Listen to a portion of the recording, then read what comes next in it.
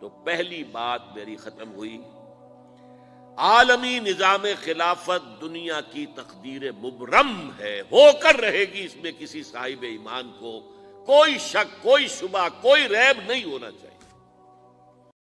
امتیاز اپنا چینل کو سبسکرائب کریں اور بیل آئیکن کو دبائیں تاکہ آنے والی ویڈیو آپ تک آتی رہے۔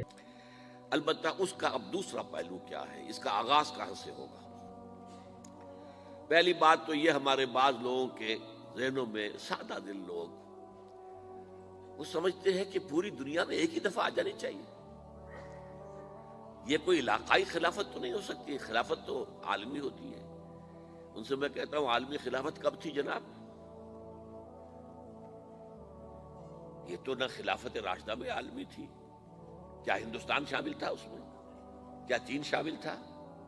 کیا یورپ شامل تھا؟ اور پھر جو خلافت کے نام سے جو ملوکیت چلی ہے، وہ بھی صرف دور بنو امیہ میں کہہ سکتے ہیں کہ وہ پورا عالم اسلام کم سے کم اس کے تحت تھا۔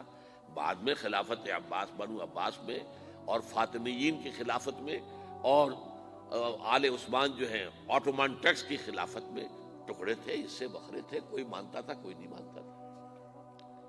اور سب سے بڑی بات یہ، اگر ایک دم پوری دنیا پر خلافت قائم ہو سکتی تو حضور کے دست مبارک سے ہوتی، لیکن نہیں ہوئی۔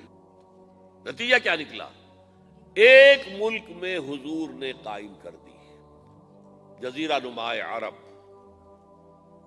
یہاں خلافت قائم ہو گئی، حضور خلیفہ ہے۔ اس کے بعد آپ کے خلفائے راشدین نے پھر اس کو وسعت دی، شرقاً غرباً شمالاً۔ 3 کالمز نکلے ہیں فوجوں کے، صحابہ کرام کے، 3 کالمز، ایک ایسٹ ورڈ، ایک ویسٹ ورڈ، ایک نارتھ ورڈ۔ ایک عراق کو فتح کرتے ہوئے ایران میں پہنچ گیا، خراسان تک چلا گیا۔ ایک شام کو فتح کرتے ہوئے اور پھر سینائی پیننسولا سے ہو کر افریقہ میں داخل ہوا اور اٹلانٹک تک پہنچ گیا۔ تیسرا سیدھا شمال میں گیا، لیکن یہ زیادہ دور نہیں جا سکتا تھا، کوکیشین ماؤنٹینز آ گئے، کوہ قاف۔ اس زمانے میں تو یہ یوں سمجھیے کہ امپیسیبل تھا نا، کوہ قاف، لہذا وہاں آ کر رک گیا بابا۔ اب بھی یہ ہوگا، کسی ایک جگہ سے شروع ہوگا پھر پھیلے گا، اس کے سوا کوئی چارہ کار ہے ہی نہیں۔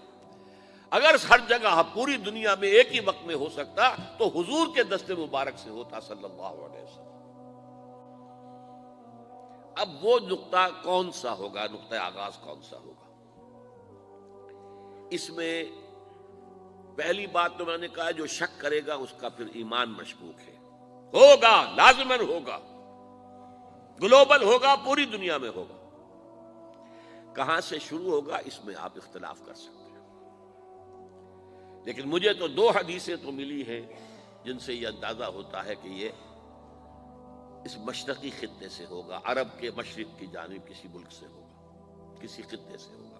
وہ حدیثیں بھی اب آپ پڑھ لیجیے پہلے۔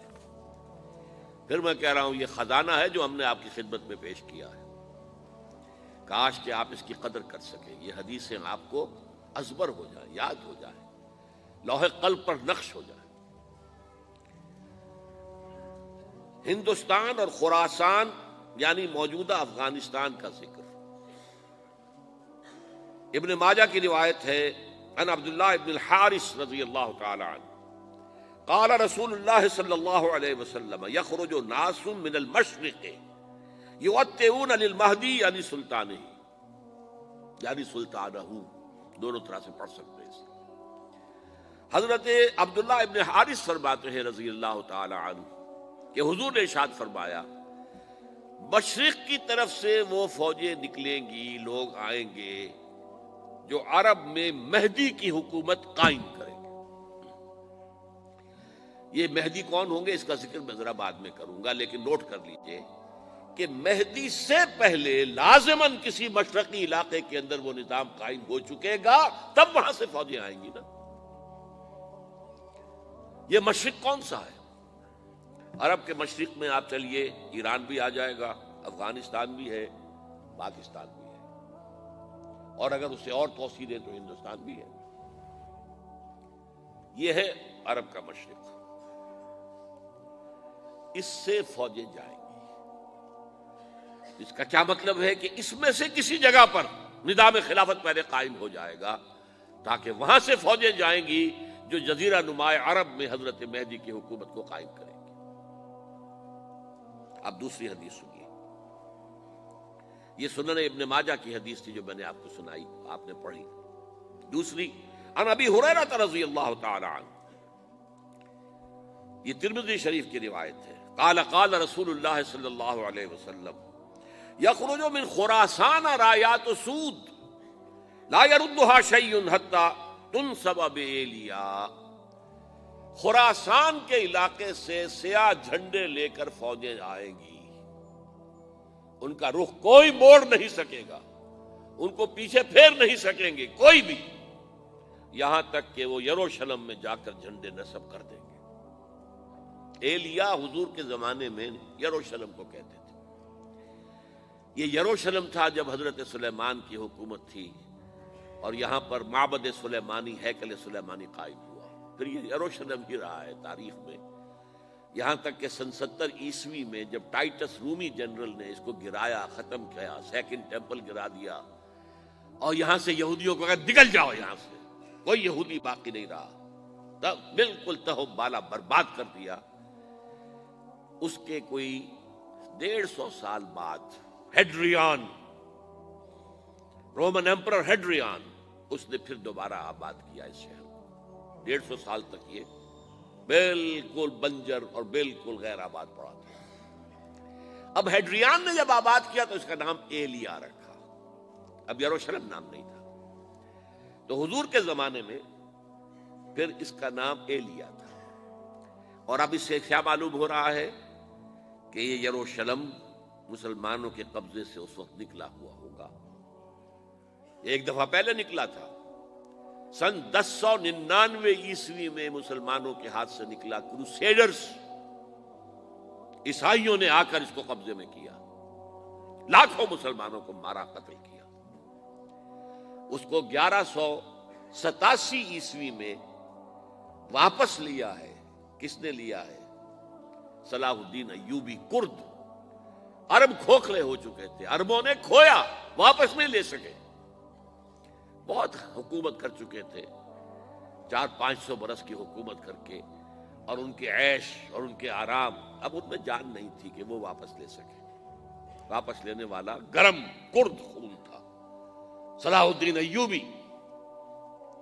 تو گویا کہ اب آپ سمجھئے کہ 88 برس تک عیسائیوں کا قبضہ رہا یروشلم پر۔ اب 1967 میں یہودیوں نے قبضہ کیا ہے، اور اب 38 برس تو ہو گئے، 88 نہیں تو 38 برس تو ہو گئے ہیں، لیکن وہ دور آئے گا کہ اب پھر لیں گے، لینے والے عرب بھی نہیں ہوں گے، خراسان کے علاقے سے فوجیں آئیں گی۔ یہ خراسان کیا تھا؟ ایلیا تو میں نے آپ کو بتا دیا، یروشلم کا نام ہے۔ خراسان اس زمانے میں ایک بہت بڑے ملک کو کہتے تھے، کچھ حصہ پاکستان کا بھی اس میں شامل ہے، کچھ حصہ ایران کا بھی ہے۔ ایران کے اس حصے کو اب بھی خراسان کہتے ہیں، وہ ایک صوبہ ہے، خراسان ایک صوبہ ہے ایران کا چھوٹا سا۔ پاکستان میں خاص طور پر یہ جو علاقہ مالاکنڈ ایجنسی کہلاتی ہے، اس سے اوپر جتنا علاقہ ہے، اور یہ جو واخان کی ایک پٹی آتی ہے اوپر، واخان افغانستان کی ایک پٹی سی دم سی چلی آتی ہے جو جا کر چائنا کی سرحد سے مل جاتی ہے، یہاں سے لے کے یہاں تک یہ جو مالاکنڈ کا وہ درہ ہے اور پہاڑ ہے، یہ بھی خراسان کا حصہ ہے۔